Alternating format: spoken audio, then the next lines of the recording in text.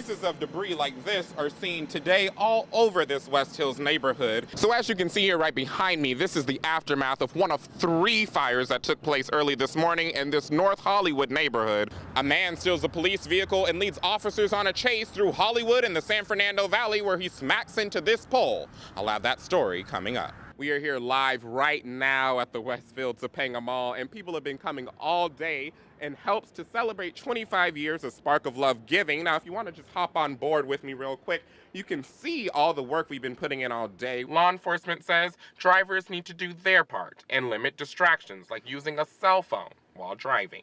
The driver of that Toyota Prius is thankful he made it down this road instead of into this creek where many other cars ended up. And before Jose ever came to live with Lisa and her daughter, he was living here at the Sunland Recreational Center. There are cameras on the property, but I spoke to police earlier and they aren't confirming anything in specific to details about that video, but they said they will update us with the latest information as it comes in. 2015 state records ruled Devonshire and Reseda the most dangerous intersection in the state of California. Commanding officer of LAPD's Valley Traffic Division, Andrew Neiman, says serious injuries have been reported due to accidents near this intersection. Somebody went to the hospital for lacerations, stitches, broken bones. John Apikian manages this car wash near the intersection. People coming down the hill, coming so fast, trying to beat the light. When people are trying to turn on orange, they smack into each other.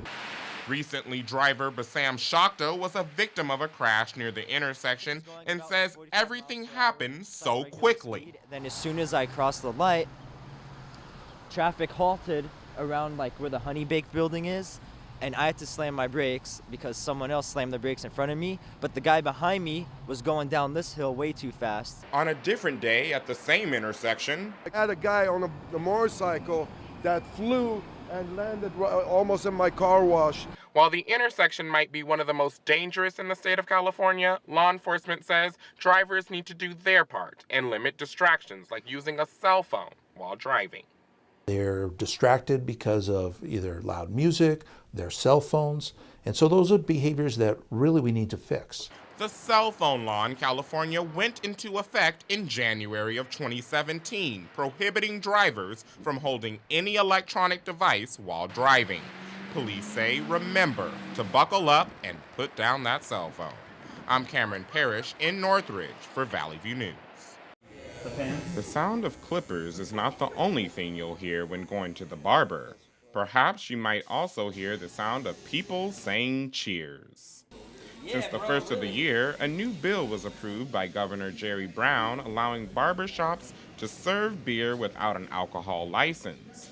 Customers Lorenzo Patricio and Brian Michelson say they enjoy this new perk at the barber. You come in here, you get pampered.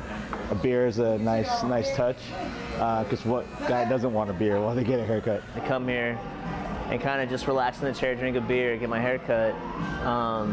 It is nice, you know.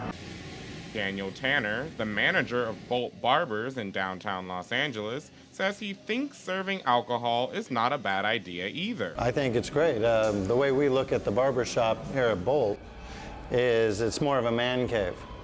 It's more like having a room in your house where you and your friends can hang out, have a drink. Nowadays, going to the barber shop is a social experience. However, there are some concerns.